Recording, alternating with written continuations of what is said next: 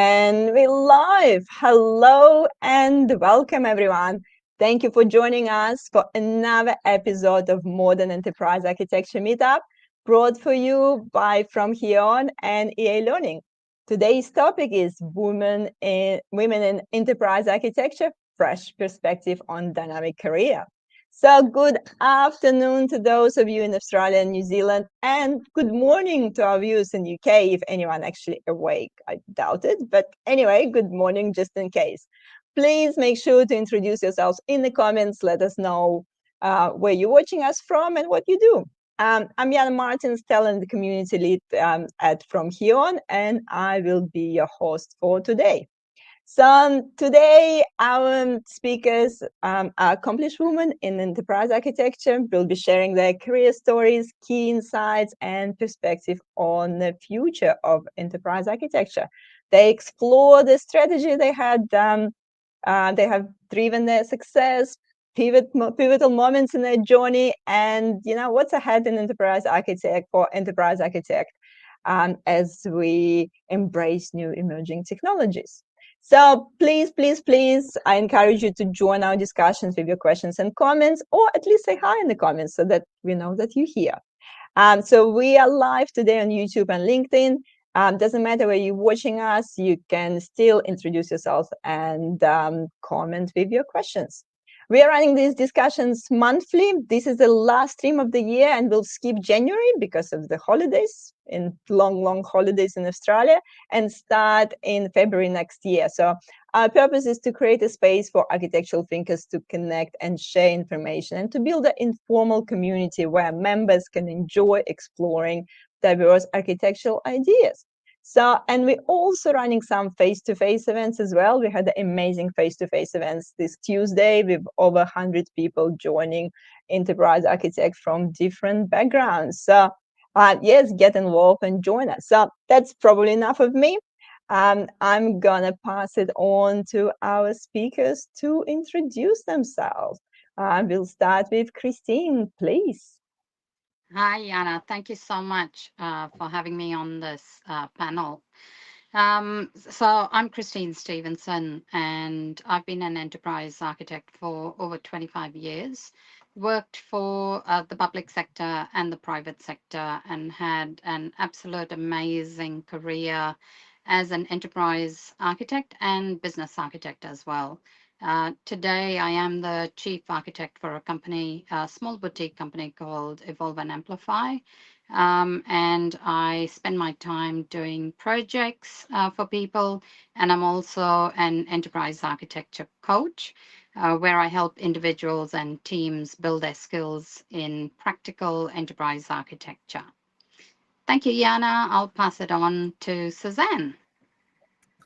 Kia ora koutou. So I'm Suzanne Holland. I am an Australian living in New Zealand. I've been here since 2016 and don't currently have any plans to come back. So thank you for all the New Zealanders and Australians, and a big kia ora to our UK colleagues as well. I am the GM Strategy, Architecture and Planning in at Genesis Energy. So I've officially been in enterprise architecture for only 6 months. But my career has sort of spanned, and we'll go into that a little bit later, a lot of over 27 years in technology, from software engineering through to where I am today. And I'm just thrilled to be part of this session. So thank you From Here On for really, I guess, embracing women in enterprise architecture. For me, not only am I practicing in the space and leading from a people perspective, a technology team, but also really driving women in technology in general across Auckland in particular, but New Zealand in general. So glad to be part of the session. Thank you, Suzanne. And Michelle, over to you. Hi, everyone. Thank you for joining us today. I'm Michelle Malone, enterprise architect currently at Aesop. My background, I've probably spent the last 14 years in architecture. Came to Australia about 5 years, so obviously Irish, came to Australia 5 years ago, and probably working my way around the cosmetics industry in Australia. And looking forward to you joining our conversation today. Thank you. Thank you, ladies. We have quite a few people joining us. Just let's say quick hi to all the attendees today, watching from Isabel, watching from New Zealand, Tishani watching from New Zealand, Justin here from Perth, Daryl from Perth, a lot of, fans here. Another Dan from Auckland as well. It's like, looks like, the whole New Zealand here today. Here we go. Callan's here as well. Great to see you, Christine. Perfect. Thank you guys for saying hi. And other people, I can see you watching and not saying hi. So not good, not good. Make sure to say hi in the comments. And ladies, I think the first question is kind of the obvious question. Would love to hear a little bit more about your story and what actually inspired you to pursue a career in enterprise architecture, and how's your journey shaped your perspective on the field. Like, did you, went to kindergarten and felt like, when I grow up, I'm going to be enterprise architect? Or maybe the story didn't go quite as that way. So, and at which point you actually, realize enterprise architecture is a thing. Maybe Christine, maybe we'll start with you. It's been a long journey. So what was that, moment that you decide, enterprise architecture? Yana, my background is in technology. So my bachelor degree is in business computing. My master's, I did an MBA, but I majored in information systems. And then I finally did a professional doctorate in IT management. So when people look at me, they expect me to be an all-out technology person, but that is so far from the truth. Because 8 months into doing a software development job, I realized I was never going to be good at cutting code. I was awful at it. But what I realized I was really good at was solving problems, right? The bigger, the more complex the problem. I actually loved doing projects where the problems were really big and ugly. I ended up working for a government for a long time doing business analysis. I had a software development team I managed as well. And along that journey, I was doing a project in Queensland Health, defining requirements for a statewide risk management system. And I got headhunted by a former boss who said, I want you to come and work for me in the Queensland Government Chief Information Office to help me establish the enterprise architecture practice. And I'm like, oh, I don't know whether I really want to do that, because I loved my clients in the health sector. I loved what I did. And thankfully, the project manager on my project said to me, Christine, go and do this job, because you will never look back once you've started a career in enterprise architecture. Now, way back in 2004, enterprise architecture, most people couldn't even spell enterprise or architecture well without getting a typo in it. So I really started my career in the beginning, where enterprise architecture was an emerging discipline. And so I like to call myself the accidental architect. But geez, my career's gone places. I've practically seen the world. Forget about joining the Navy. Become an enterprise architect and you can see the world. Like, I'm just quickly looking at the title of this live stream, making sure I spell enterprise architecture correctly. I think I did, so it's good. Suzanne, what about you? Like, what was your kind of career journey in that pivoted moment when you kind of transitioned to enterprise architecture? Yeah, no, thank you. So I started out at university, couldn't decide between IT and marketing, so I did both. And when I finished up university, I basically got my job first in technology. So I started out with an old company, EDS, that's no longer with us, on their graduate program, which was the opportunity of a lifetime. It took me into software development. So I went through all of the end-to-end projects, big projects. My claim to fame is developing the Australian border control system. So for those of you coming in and out of the country, those screens, I spent days and days and days and days designing those and making sure all the hotkeys worked, but back in Power Builder. So the hard work still carries on. Then I moved into sort of ERP, into more management side of things, into strategy. So within the New South Wales Railways, I did a lot of work on ERP strategy, particularly as the transport cluster started coming together. I was part of that ERP program there before I finished up in 2012. And that opportunity opened up to get more into that sort of business IT, sort of bridging that gap between technology and our business strategies. So at Sydney Water, I was in sort of an IT manager role, then moved to Boral, similar type role, moved overseas to New Zealand, once again, similar type role with Fonterra, and really sort of working with the business around what's your strategy, where are we going, how does technology enable that? And all the while, alongside those roles, I was working sort of hand in hand with our architecture teams, but trying to really kind of tell that story. My last role was General Manager IT in at Fonterra for our farm source business. So running up and down the country, retail stores, navigating that evolution during COVID from bricks and mortar to online retail. And really driving that end-to-end technology practice. And end of last year, took a redundancy from Fonterra.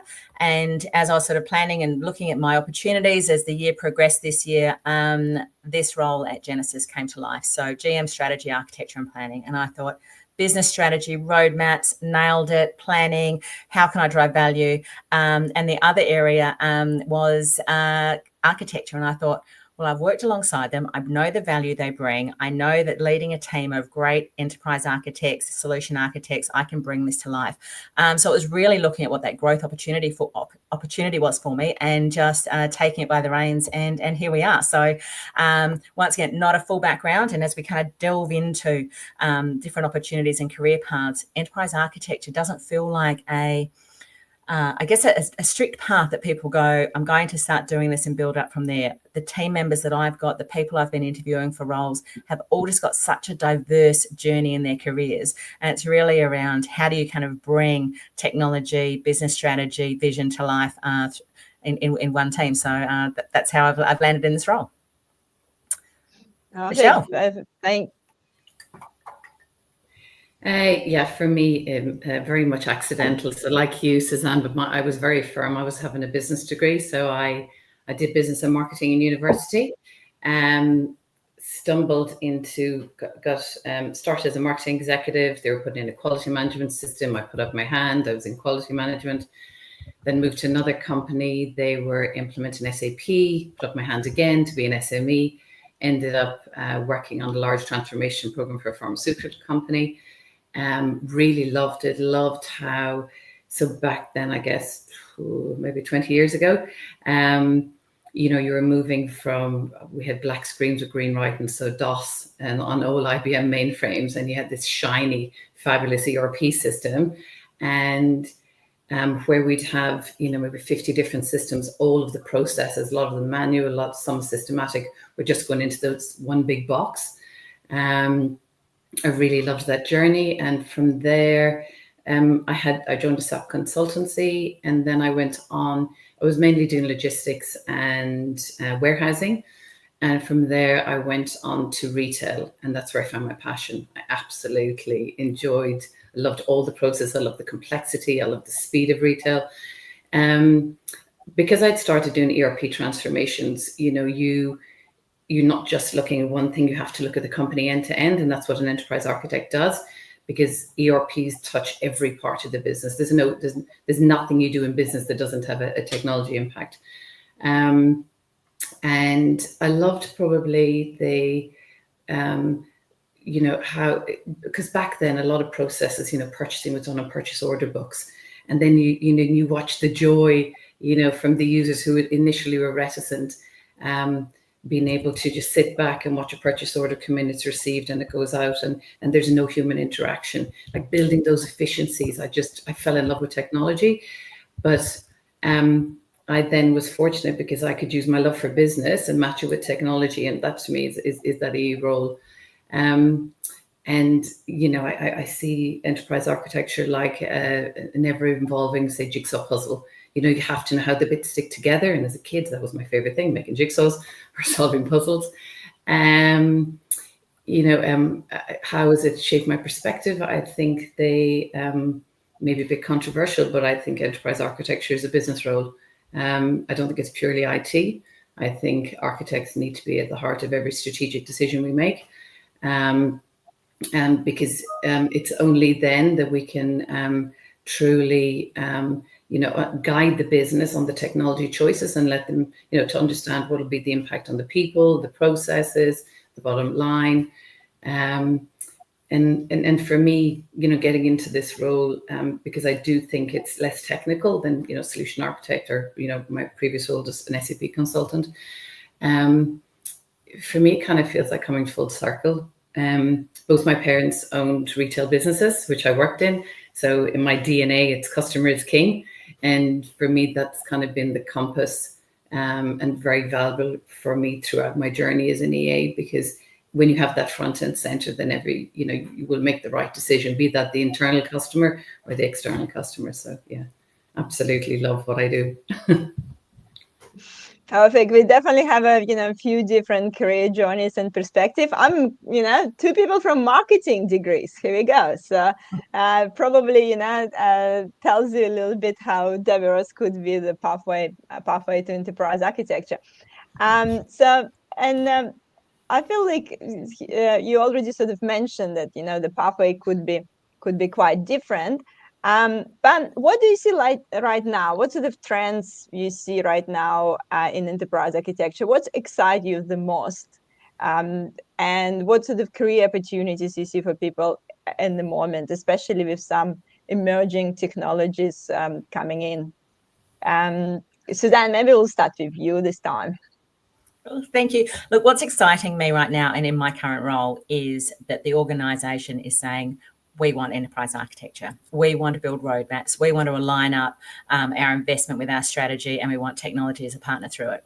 Having been in a few organisations where we've kind of tried to sort of head down and invest in enterprise architecture, and we just haven't had that buy-in, it's been really difficult, right? So what I'm loving right now in my current role in the organisation is that there's that real desire, and that's why I've been able to go out and get some new roles, which is fantastic.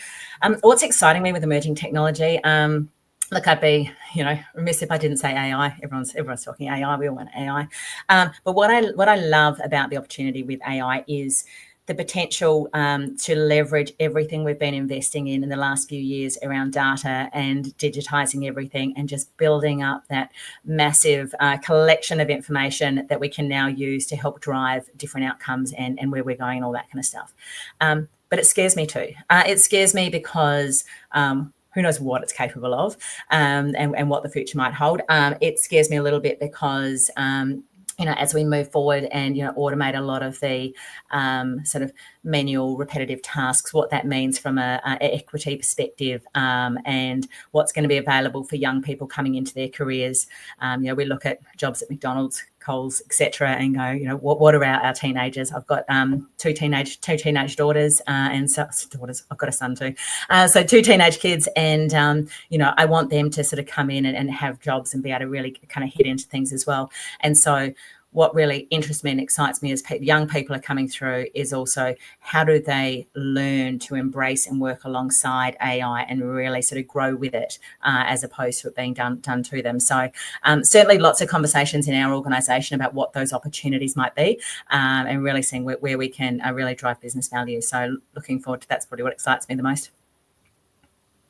Michelle, does that excites you or yeah, I mean, you can't be an enterprise architect and not discuss AI. For me, obviously, being retail background, it's the ability, and people are doing it today. Personalizing, targeting customers. You see Shein, Temu, they're spending a lot on AI in order to target and and meeting customers where they're at in those TikTok and social channels. I love VR. So I know, an awful lot of, I don't mind shopping, but I hate trying clothes on. So technology is moving in that way. You go to Tommy Hilfiger, you can stand in front of a VR mirror and tap on the clothes and see what they look like on you. You can do it on your phone. Most of the cosmetics retailers, obviously, in the last 5 years, I've tended to have been in cosmetics or in that side. In beauty, L'Oreal have this where you can go into store, and they acquired Modiface a few years ago, and you can actually do a check on your face to see how much your skin is aging, and then it suggests what products you should have to, I say, can't really reverse aging, but to help you to stagnate that and help get your skin better. Other emerging technologies, probably not even in the front face, but more the back end, is, as I said, I've worked in ERPs. What I'd love to see is, we see it in e-commerce where they're trying to do composable architecture. So like Shopify, they're splitting the front end, the e-commerce, and then you can have shop pay and sell that. What I'd love is, can we do that with our ERPs? Nobody wants to spend 3 years doing an ERP implementation. I mean, if you've done it, it's killed most people. But, how can we modularize that type of a journey? Because, even retailers, a lot of them now having to re-implement because the technology's moved on, everything's in cloud.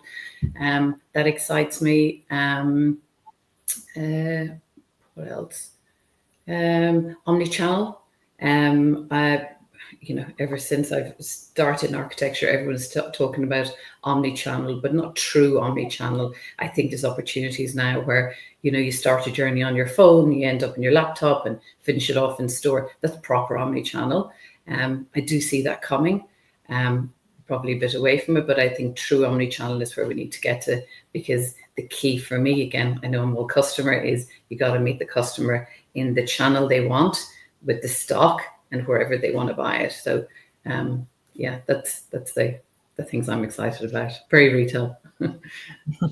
Christine, did anything else to add? What excites you at the moment? What emerging trends you see?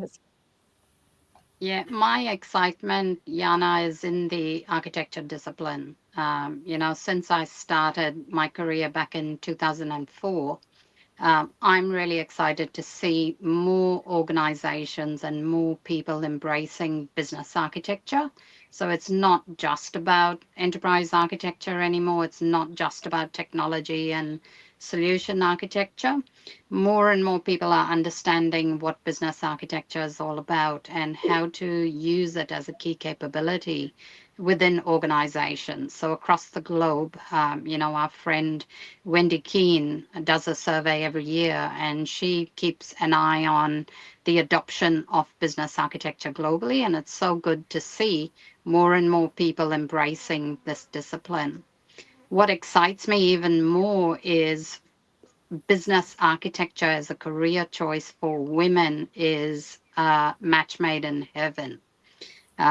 One of the areas that, or key skills that women bring to the table is listening and empathy. And, you put those two together with the technical skills that a business architect has, and you've got this absolutely beautiful discipline and career pathway for women to come into without having that technology background. You don't need to know about technology at all to become a really good business architect. You need more of those business skills like you and Michelle have, right? They become your strengths because you know how business works. And, I'm just so encouraged to see more women turning up to be business architects as well.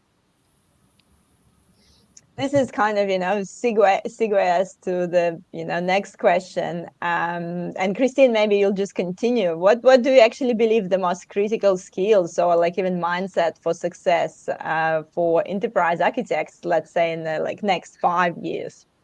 Yeah, so that's one of my passion topics, if you like, Jana, because it's certainly not the technology mindset that's going to make us more successful. I see a lot of enterprise architecture teams getting shut down because their focus is on technology and technology strategy. To be successful in enterprise architecture and business architecture as well, you need to be focusing on what is the operating model of the business. You need to be able to build that very strong relationship with, we refer to them as the business, but I'm pushing more and more people to understand that as an enterprise architect and a business architect or a technology architect, you are the business too. So the mindset that people need to bring to the table today is believing that they are part of the business. So if you are going to do an operating model transformation, for example, it's not just about technology. It's about how do we bring our multidisciplines together to design and deliver a fresh target operating model that's actually going to be competitive and truly transformational, not just, another failed technology project. So I'd love to see more people bring that mindset, right? I am the business. I have an opinion. I have a voice. And this is how I can contribute to the organization's transformation journey so that we deliver strategy much faster, much smarter. I totally agree with you, Christine. I think that's one of the things that that I said in the beginning. I think enterprise architecture should be in the business. We have a lot of these business partners, and then they have enterprise architects over in technology. But it's the enterprise architect through their journey has learned about the business and know the tech. So yeah, very much. I think it's I think critical skills for people wanting to come into enterprise architecture is get to know the business. Understand what are their competitive pressures, follow the industry trends. As an EA, when I go on LinkedIn, I'm following Janine Alice. I'm following, I'm following, successful women in business. I'm probably, and then, anyone who knows me, I say I'm not a techie. I'm not a techie. I understand it, but it doesn't float my boat. Doesn't jump. I don't jump out in the bed in the morning to understand about cloud computing. But it's what I get excited about is how can I change the business? How can I make it better? How can I make things better for the customer? So I think, if you want to get into this space, you want to, you have to be eager to learn, get out there. One of the things that I found brilliant coming over to Australia in a couple of the roles, it was, you have to do a day in store, you have to do a day in the warehouse. If you don't get those opportunities, go out and do them, because that's how you learn. And that's how, I remember way back, it's like, we sat in a room and we implemented a system, and then you throw it over the fence and it doesn't work. You've got to get in, you've got to immerse, because what you really have to do is build those trusting relationships with the business. And the way you do that is to know their trade. So just get in there. If there's opportunities to buddy up for a day with the CRM director, go do that. I think the skills are different in the future. And what I would love is not to have to go into a business and I go, hi, I'm Michelle Malone, I'm the enterprise architect. And they go, oh, what's enterprise architecture? Like, I can't begin to tell you the number of times I had to use, here's the house analogy. This is what an architect who builds a house does. This is what I do, and try to do the analogy. Like, I would love a world where, she's the enterprise architect, and that the business is wheeling you out, not IT, like that sponsorship from the business. Yeah. Look, the important thing, for people wanting, fresh look at enterprise architecture as a career, one of the key mindsets as well to bring, or I shouldn't really call it a mindset, is it's more, be brave and be courageous, and don't expect somebody to give you a process or a rule book to follow. A lot of really good enterprise architects are the way they are because they went out when nobody else dared to, right? They went out and forged these relationships with business people, and in what I call trusted partnerships. They're not, like, I hate it when people say, oh, I'm a trusted advisor to the business. I'm like, can you just pack your bags up and go home? Because I need a partner who's going to work beside me. And so understanding that partnering mentality and collaboration is a really key skill set for people to apply when they are in architecture roles. And I think curiosity, right? Like, it's getting out there and seeing what are other organizations doing? Where is not just technology, but where are other businesses going? What's happening out there? Really, if you've got an organization that partners with some of the big players, and most of them do, is really kind of leaning into that and saying, well, what have you done overseas? How do I learn from that? How do I get some of those use cases and really bring some of those conversations alive in our own organization to start people thinking differently? A lot of organizations I've worked in We've had people there with a very long tenure, and so they know what they know, and really it's kind of bringing those together. And it's not necessarily me or my team having all the insight; it's even just bringing and starting that conversation. Bring together someone external, someone with our team, and saying let's start that conversation together. So I certainly don't feel like the enterprise architecture individuals or teams need to know everything. They're more sort of how do we kind of weave some of those stories together to help drive that business value. Absolutely. And Suzanne, maybe we'll just continue with you. Do you think there's some unique skills or perspective women bring to enterprise architecture? So obviously now it's all women here. Do you think there is a difference? Do you think that women have a different approach or some different skills, or it's not about this? It's just just maybe not that many women just know how to make the career to enterprise architecture. So what's your view on this? Like, I think women bring a special something to everything they do. So definitely to enterprise architecture. But when I think about the broader team, and I think about the practice and all that kind of stuff, I think women working alongside men, working alongside people of all different ethnicities and backgrounds, I think that's what makes a really good architecture team. And it's bringing those diverse perspectives and backgrounds and lived experiences. Even if you're Australians working in Australia or New Zealanders working in New Zealand or UK people working there, if you've worked and lived and been part of other cultures and can bring some of that back and bring some of those ideas and be able to truly represent not only your employees but your customers, I think that's what kind of brings it together.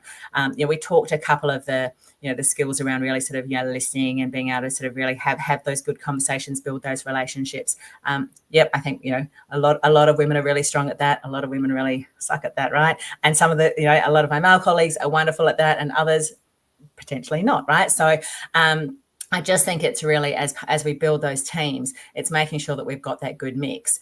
And so I think it's more with those career paths, how do we encourage more women to explore those career paths to get into those roles. I've recently been out recruiting for, enterprise solution architect roles. I had very limited women to bring through the interview process to even sort of explore some of those. So certainly wanting to, help back them to really drive their careers forward.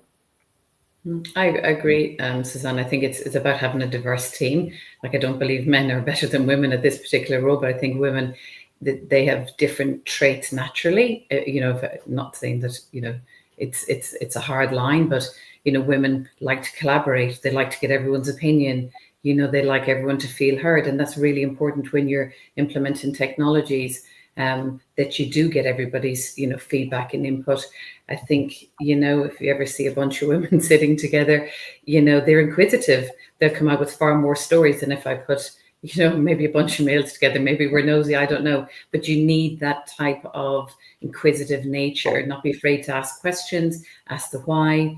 And I also think probably multitasking, that's another skill like that EAs need. And I think us women are, well, I don't want to say we're kind of training for it our whole lives, with jobs, social life, throw a bit of pregnancy into that, enterprise architecture is multitasking because there are many programs of work that you have to be across and need that skill. I'm not saying women are better than men, but they are some of the unique perspectives that they bring. And it's so important to have both, to get the best outcomes. So I totally agree, Suzanne.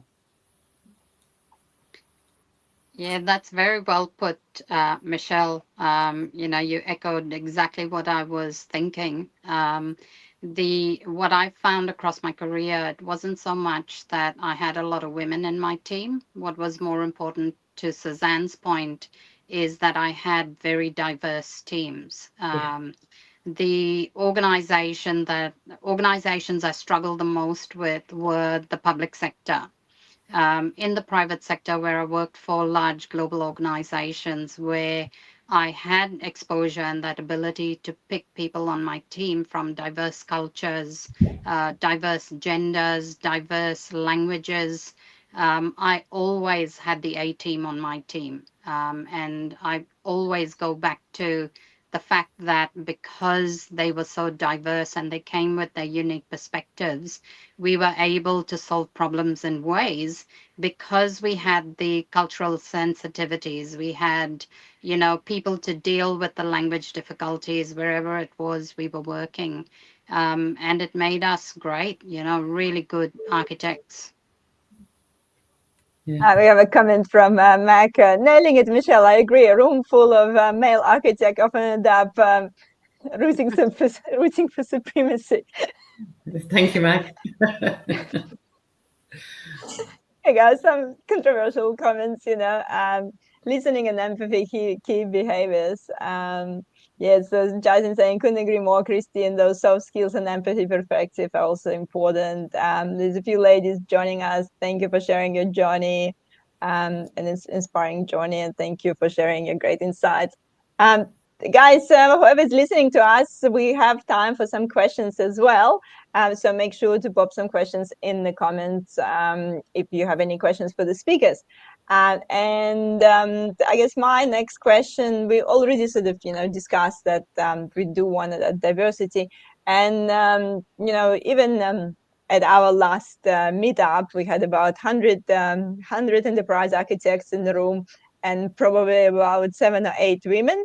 So what do you think, why women not entering that career as much? Is it just because that career looks more like a technical and people think that it's, people from technical background usually entering this career, or is just the career journey is not that clear? So what do you think the actually main reasons why not that many women actually pursue that career? Yeah, no, I was having a conversation today with a lovely lady in Adelaide who's going to be at our Women in Architecture event in Adelaide next week. And we were theorizing the exact same question, why is it that women don't apply for these roles?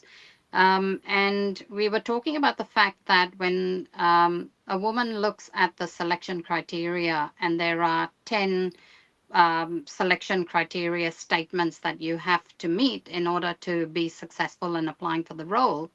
If a woman finds that she perhaps doesn't meet 3 out of those 10 criteria, she won't apply for the role because I'm not going to be successful.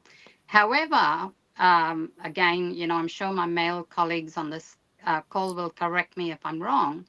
A male would apply for that job anyway, even if they didn't meet that all 10 criteria. They would pretty much come up with a really good story around how they do meet that criteria and apply for the job, whether they get it or not. So I think that, in my opinion, the whole recruitment process is flawed because we're so focused on you must meet these requirements, otherwise you're not going to be successful in the role. We need to have conversations with women around how do we actually do things like role plays, or set up scenarios in which we can model behaviors that are required for these key essential roles. And then perhaps, if we made it a safer place for women to show us what they can do, we would have more women applying for these roles.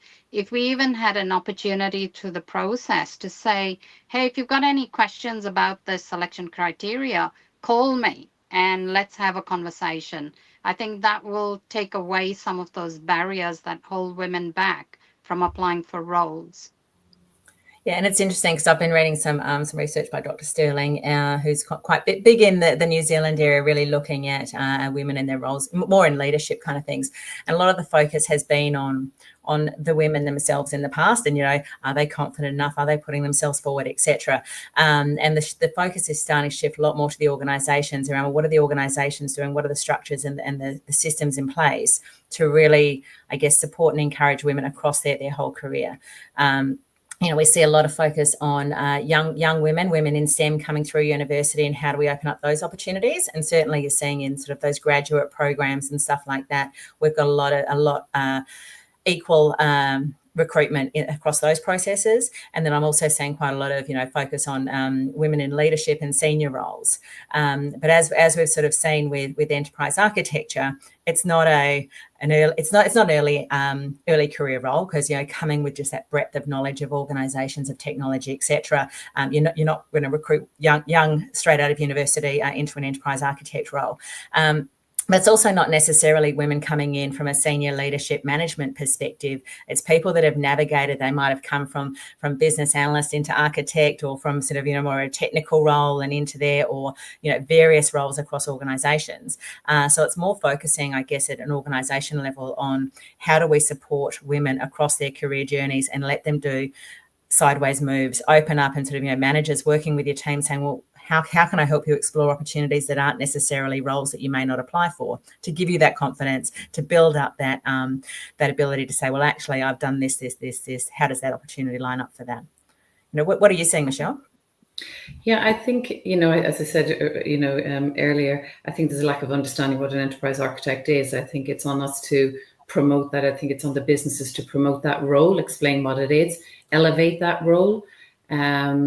I think also there's lack of representation of females in this, so therefore there's fewer visible role models, so that may discourage younger women pursuing it. I think companies need to create like mentorship programs, with new graduates, with enterprise architects, to show them what that role is. I think sponsorship too. I think we need to actively advocate for the progression of women, like in these areas. And like Christine says, I think there is imposter syndrome. I'm very guilty of it. I apply for a role that I'm 100% capable of, and then I leave no room for growth. Whereas, I did read a statistic on this. I think it was 60% a man will apply for a role that he's 60% capable of. Fair play to him. That's what everybody should do. This is the type of thing is kind of going, it's okay. I think networking too. I think, I've attended many networking events, and it's predominantly male. I think, the amazing things that, from here on in with their modern architecture, I think what we're doing today, what Jana is fantastic at doing is, setting up these events to promote, us ourselves being on these calls. We have to get out there. We can't just talk about it. We have to get out and shout and explain that it is a really exciting role. If anyone wants to talk to me, and anyone who knows what I do or has worked with me, know I'm absolutely passionate about it. It is such an exciting role. That's probably my view on it. I just want to add to that a comment Suzanne made around, it's difficult recruiting graduates to enterprise architecture roles. I absolutely agree that they do need broad knowledge.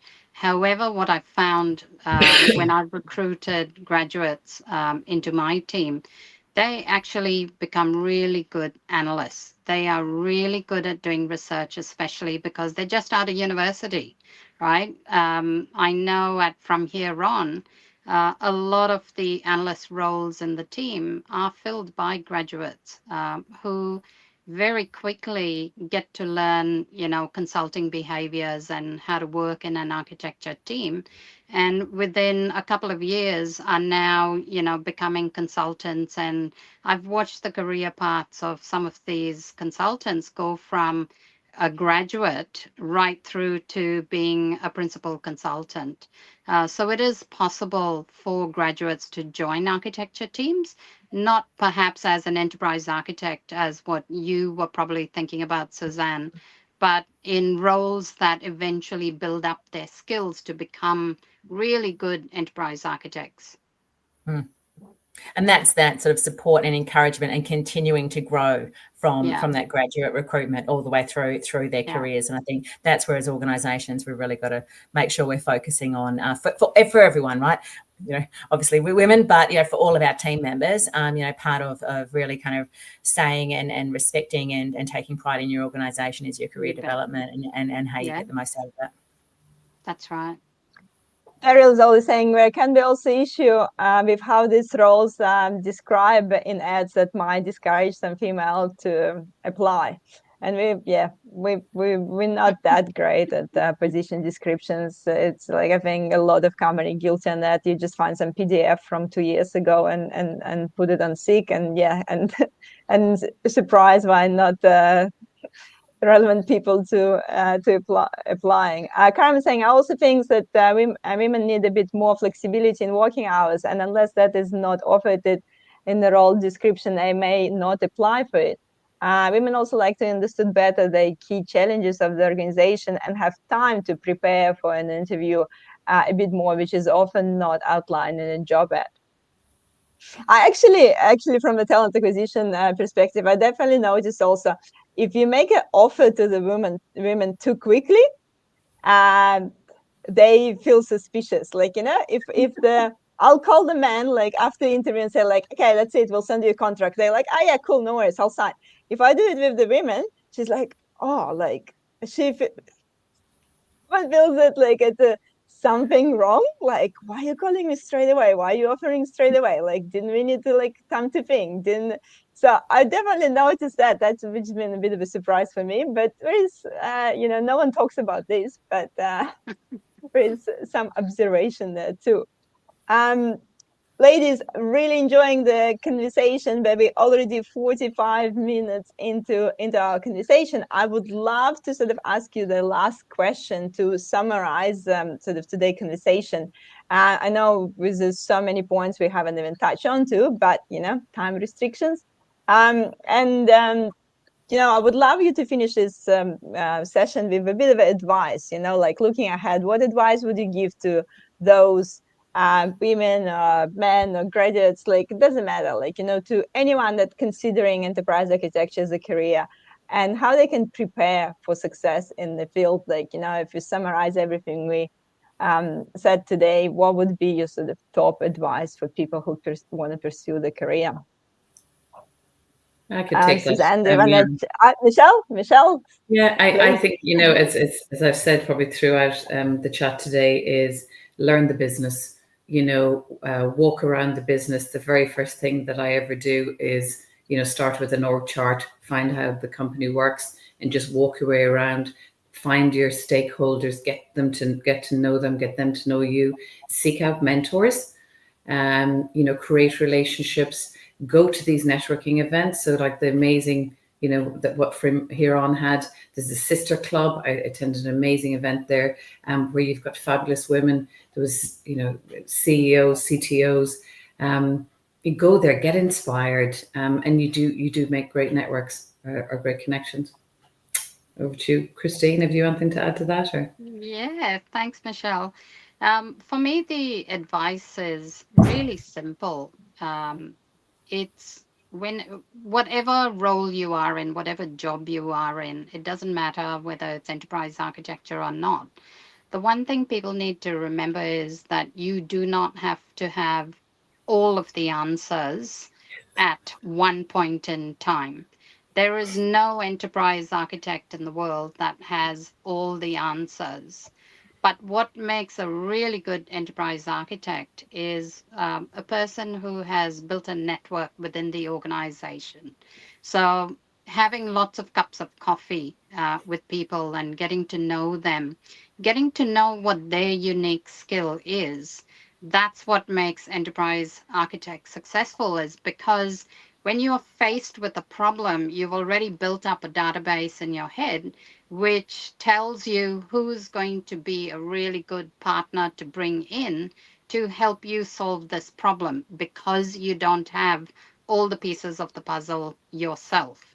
So getting to know people in the organization, working out what they do, why they do it, is really important, because when you go to university and you do a degree, you only learn so much, but there's so much more that you will learn once you embark on your career in business. Yeah, and look, and sort of, they've said it all, but it's really having that curiosity, right? And really going out there and exploring every opportunity. I've got one of the people in my team said, I'm going to say yes respect everything that's asked of me, unless it's dangerous or illegal. I'm going to say yes. And that way you open yourself up to new opportunities, new challenges, new conversations, new projects, and really help drive where you're going, where your career is going, and just opens up some of those doors. So if you're curious, really positive and say yes and sort of lean into things, I think it'll open up a lot of doors to you and really create those networks, have those conversations, and really understand the organisation that you're working with and what those career paths look like. And don't be shy to look outside of your organisation as well. Build out those connections across the practice, across industries. Keep in contact with people who you haven't worked with for a while. I'm loving seeing the comments and the chats from people who I've worked with, 6, 7, 8 years ago. And I love the fact that I can just pick up the phone and call them. I'm looking at an issue at the moment, and I went onto the vendor's website. Two organisations I've previously worked for are hailed as customers. I've pinged them on LinkedIn and said, let's chat. It's keeping those conversations alive and really taking ownership of where you take your career. Perfect. And it's a perfect segue to my next announcement, because, I always encourage everyone to network, and we're doing these online sessions. And actually, online sessions is a great way to network. Obviously, no one can replace face-to-face. I'm advocating for face-to-face.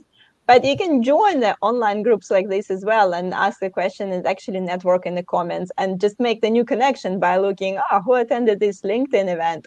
And connect with attendees. So there's just so many little tricks and tips you can network with people online as well. And we actually, from here on, is really excited to sponsor next Women in Architecture event that we will be holding in all the capital cities. We're going to sponsor event in Sydney on the 11th of December. And the evening will feature a panel discussion and follow some networking drinks. So everyone is welcome to this networking event, even if it's a Women in Architecture. So a lot of men asking me, can I come if I'm men? Yes. If you're working in the enterprise architecture and you're a man and you're in Sydney, you can come to this event. Anyone welcome to join us in Sydney. Just great way to celebrate the end of the year and connect with community. I'll be in Sydney as well, so would love to meet everyone in person. And if you're not in Sydney, don't worry. Women in Architecture is actually hosting events in all major cities, in Brisbane, Perth, Adelaide on the same day, on the 11th of December. So be sure to check them out. I'll make sure I'll share some links in the comments. And also, obviously, we're trying to keep growing this community, our Modern Enterprise Architecture group. Our next event is scheduled for the first week of February. If you want to get notified, I'll encourage you to join our meetup group. We have a separate meetup groups for Australia, New Zealand, and UK. So make sure to join the meetup group in your country, because we are obviously, I would love to bring more face-to-face events like we did last Tuesday and bring people together, and the one that we're doing in Sydney next week. And of course, the usual stuff, follow us on LinkedIn and subscribe to our YouTube channel. Depends what is your preferred way to consume information. So that's probably enough of me. Thank you so much, ladies, for joining me this evening.